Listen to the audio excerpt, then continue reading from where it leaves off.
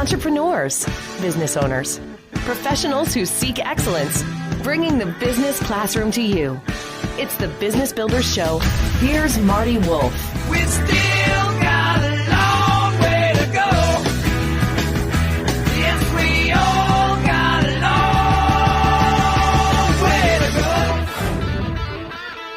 go. Welcome to the Business Builders Show with Marty Wolf, the show for entrepreneurs, business owners, and business leaders.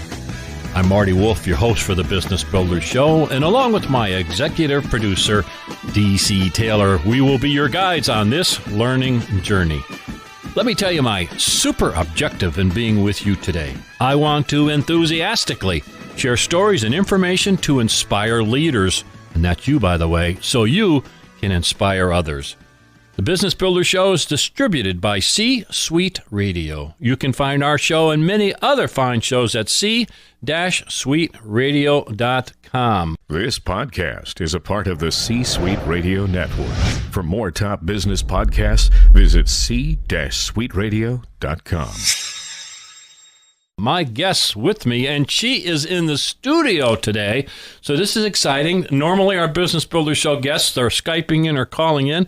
Is Paige Gebhardt Cognetti. Hi, Paige. Hi, Marty. Thank you for having me. I'm thrilled you're here. We're going to have off the beaten path of the Business Builders Show, and I'm loving this. I'm really excited about this. Paige is a special assistant to the Pennsylvania Auditor General, the chief fiscal watchdog of the Commonwealth.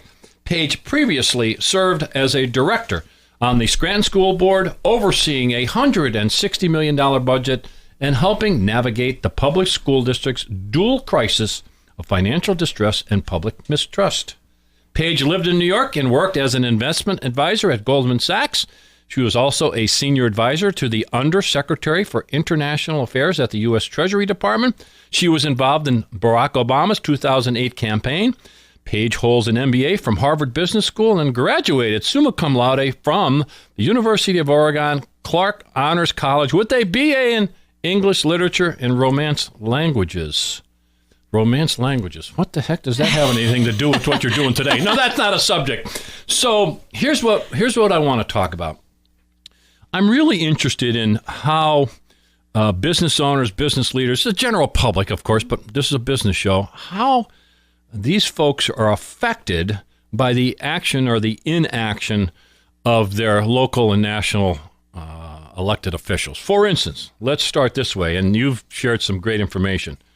You shared an article with me that says, the headline says, City Council spars with Amazon, EDC over HQ2 cost concerns. So Amazon HQ2 is Queens, is that where that is? Exactly, yeah. So what's in this article, and what's this have to do with why you're here? Talk to me about this article. Right. I thought that was a great example of what not to do, the situation you don't want to get in, whether you're on the city council, whether you're a resident of an area, or whether you're the company leader, if you're the business owner. Yeah. You don't want to get to a point where in that triangle, maybe you as the company leader and the city executives, the economic development agencies have been communicating, but not communicating with the public or not communicating with some branches of the government. So what you don't want to do is walk into a situation where you've made the deal, you've made the announcement, you're coming in, and all of a sudden you face opposition from, say, the city council or from the public. Yeah. You want to make sure that those conversations are ongoing before the deal is signed and before you're trying to break ground.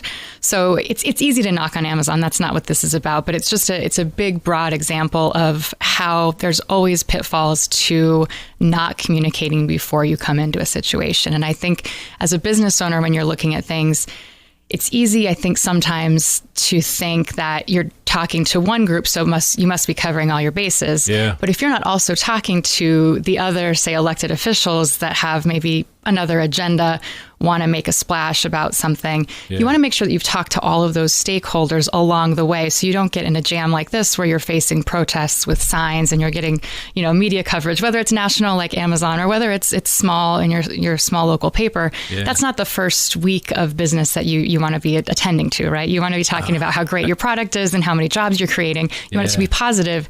You don't want to be facing these headwinds. So the elected officials did a deal. I guess it was done, and then they come to this. I guess it's city council. What were the people objecting to? What were their concerns? Well, it seems from what I can gather, it seems like you have kind of City Hall, some of the economic development agencies putting together this deal, working with the company, but then maybe City Council itself doesn't feel like it was fully informed about the costs. City Council and the public feel that I don't know that they feel like they were misled or that the costs changed, but there was some gap in communication, a gap, at least perceived gap in transparency.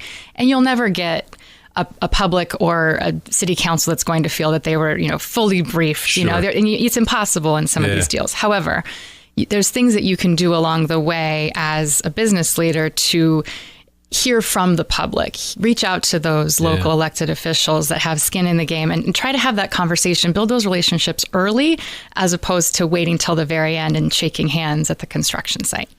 Yeah. Well, I hate to jump to this right away, but I have a book in front of me that I've asked you to read. It's called Real Impact by Morgan Simon, who was a friend and was on the Business Builder show earlier. And this is exactly what she talks about in the book. Mm-hmm.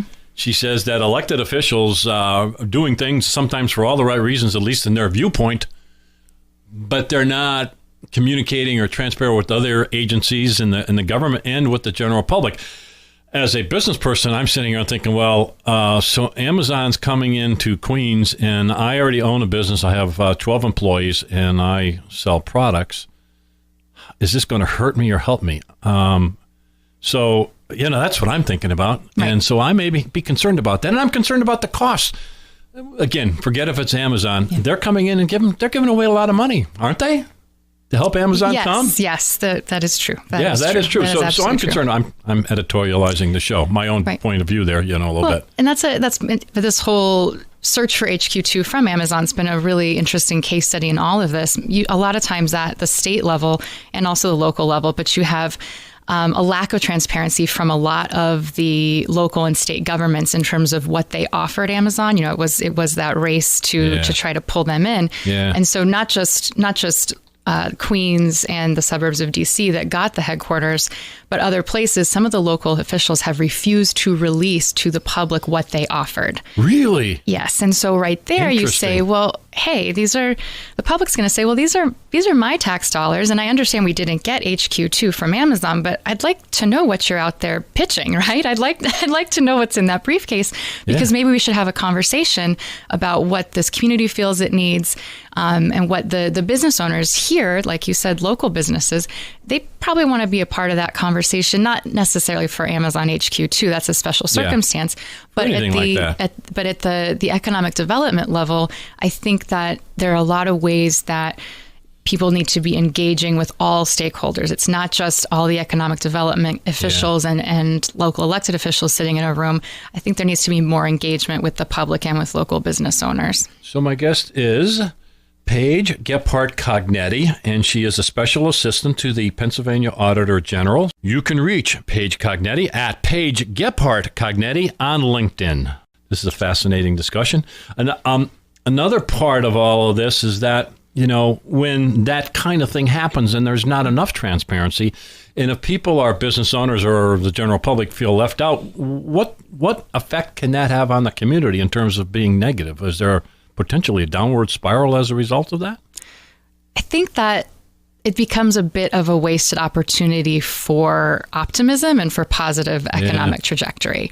Yeah. So what you don't want to see is positive economic development growth, but in terms of the psyche of a community, you don't want them to feel like it's negative. You want people to want to work at these new places. You want people to want to buy the consumer goods that those places are selling.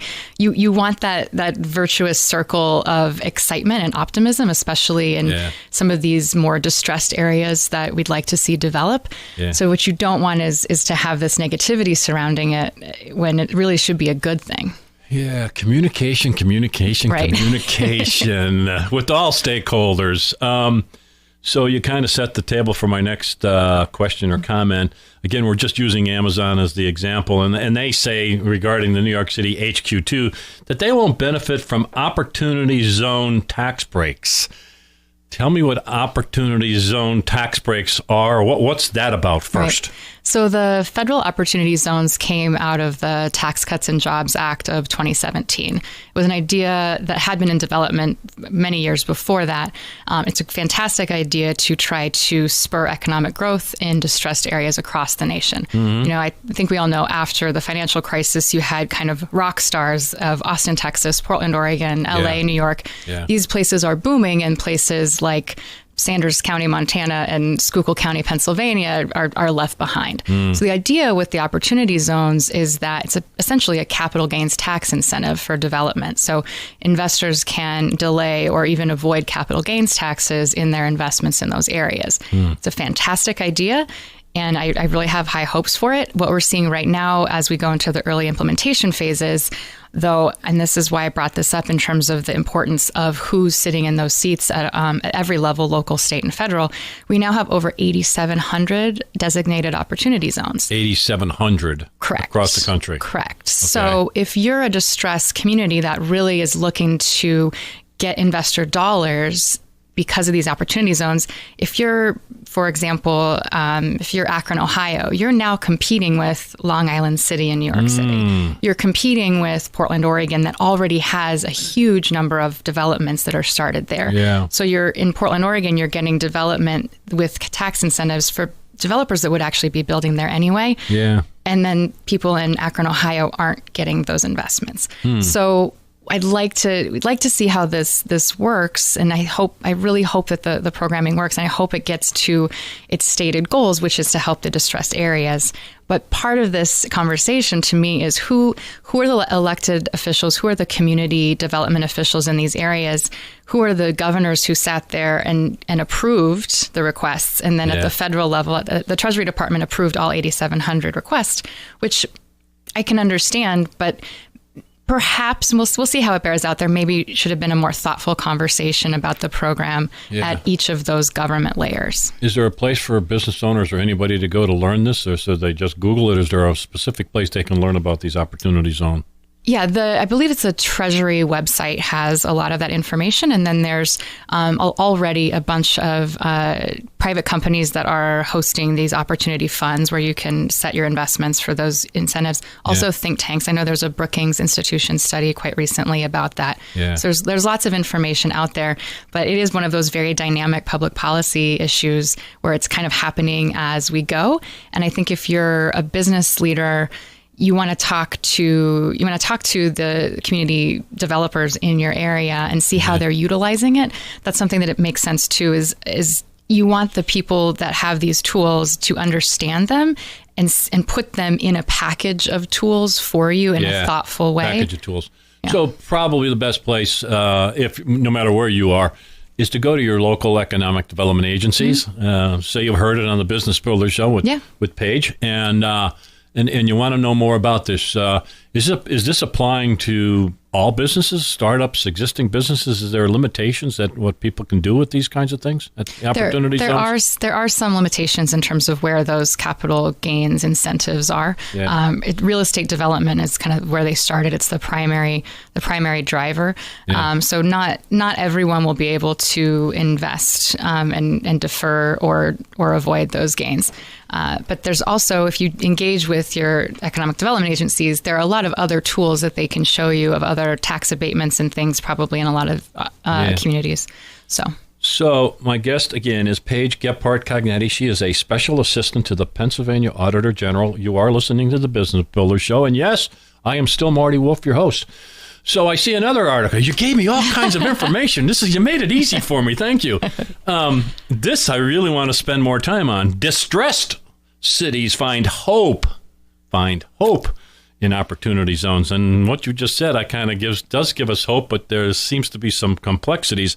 And this is across the country, but you did a little research on York, Pennsylvania, and I'm familiar with York. So I'm interested in talking about that. What's in this article? What's this all about? Right. So York is a great example, like we were saying, of a very, very distressed area that's now competing for attention in terms of investment dollars with these bigger areas like in New York City, Los Angeles, Portland, Austin. They're competing with them to get attention, essentially. So you have an entrepreneur with York Exponential who is really beating down the doors and trying to figure out a way to fund his idea to start a large science and technology campus in York, Pennsylvania. Yeah. So it's a great example of you need not only thoughtful and kind of visionary local leaders, but you also need those entrepreneurs who are willing to go into a place that doesn't necessarily have a reputation for science and technology lay that groundwork and really start. So I love that article because you have these key business leaders who are just willing to do it. They're willing to take those risks and they're willing to go for it. Yeah. Again, you got my attention because your involvement with a school board, and you got my attention, but not only that, but because of your educational background, your financial background. You deserve to be on the Business Builders Show. Thank you, and Marty. That's why we wanted you here. But talk to me your viewpoint. Again, we are talking about packages and just how important is it in terms of us, all people across the country, electing folks to school boards and city councils and to all those local officials. How important is that? It's extremely important to trust, like we talked about earlier, trust and communication. In the way that their children in school, families, consumers, people that may be your employees, how do they think about themselves? How do they think about their growth trajectory? How do they think about their lives? If you have an employee who is that evening after work going to a school board meeting and feels that their child is not getting a fair shot, not getting a fair education, that employee is worried about many other things beyond working for you during that day, right? They might not be feeling good about themselves and the way that where their family is living, what their trajectory as a household is. It really matters what that community feels like, and local elected officials have a huge impact on how people feel about themselves. And then we talked about that virtuous cycle where you want people to feel good about growth. You want them to feel optimistic. You want them to be excited about a new company coming in. You want them to apply to the new company and see if they can work there. Yeah. You want all of those things to be positive. And if you have a mayor or a county commissioner who is actually, just kind of doing business the old way, that doesn't inspire people, and that doesn't give people that optimistic outlook.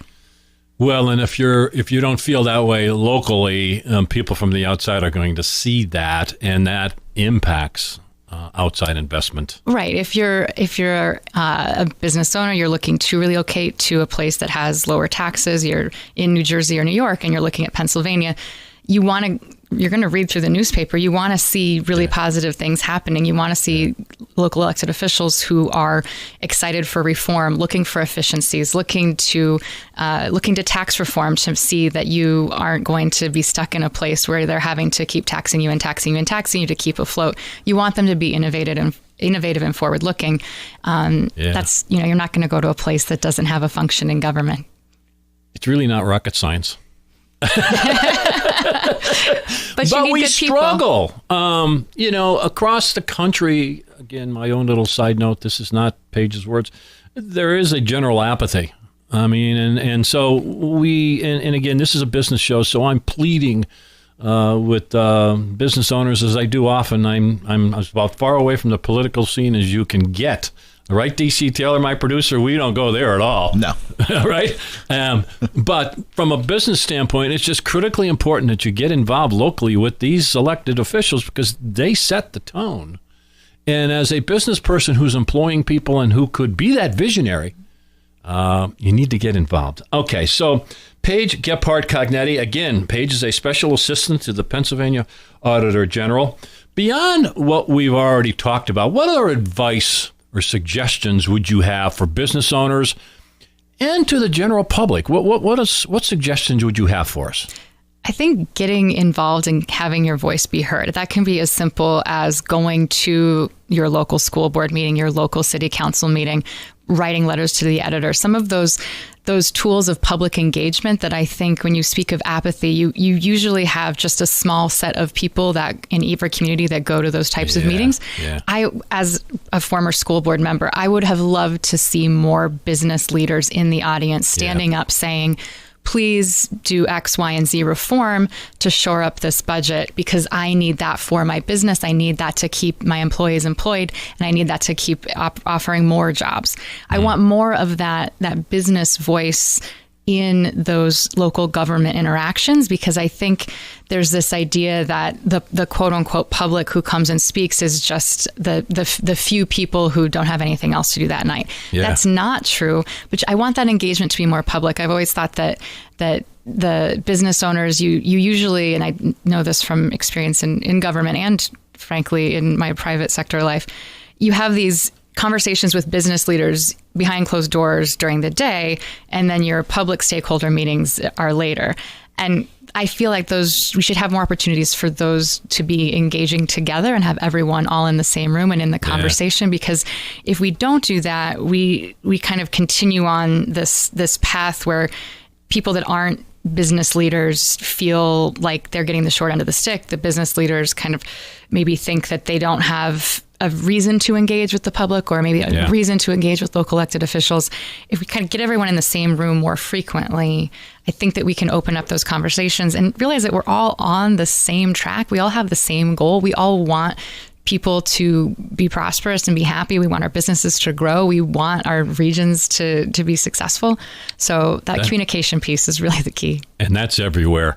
That's everywhere across the country. That's everywhere in the world. That applies. So, and here's the bottom line, to use the business phrase, is if a business owner or an individual within a community does not feel that they're getting a fair shake, do not feel that the taxing structure is fair, I'll use that word, and if they don't feel that the opportunities are good, you know what they'll do? They'll vote with their feet. Right. Exactly. They'll leave. Exactly. They have left. Yes. And this is across the country. Conversely, you'll just look it up, and you can look up in all different kinds of ways. The communities that are thriving are the ones who have all kinds of involvement at all levels of government. Right. Am I right? Absolutely. And have very robust communication structures and relationships between government and the business leaders. Yeah. My guest has been Paige Gebhardt Cognetti. I found this fascinating. I really appreciate you coming in. Is there anything you want to wrap up with, or have we covered most of the topic for you? No, anybody who thinks that they could be more involved, you are right. Get out there and talk to not only the leaders in your community, but talk to regular people and just see how they feel. Because I think the more and more we engage together, the more prosperous we'll be. Talk to regular people. What a concept. That sounds like a business concept. Thanks so much for being part of the Business Builder Show. Thank you for having me, Marty. You can reach Paige Cognetti at Paige Gebhardt Cognetti on LinkedIn. Thank you for listening to the Business Builder Show with Marty Wolf. Reminding you to find all our shows and many other great shows on C-Suite Radio. That's c-suiteradio.com. On behalf of myself, Marty Wolf, your host, and DC Taylor, my executive producer, thank you for listening to the Business Builder Show, but stay tuned for information on how you can become part of the C-Suite Network. Bringing the business classroom to you. It's the Business Builders Show with Marty Wolf. As a loyal fan of this C-Suite Radio show, we've got an unbelievable offer for you. Listeners to the Business Builders Show get 50% off a C-Suite Network membership. The C-Suite Network will help you become the most strategic person in the room. You'll have access to top-notch benefits and networking, all helping you get the most out of your position. Take advantage of this limited time offer today.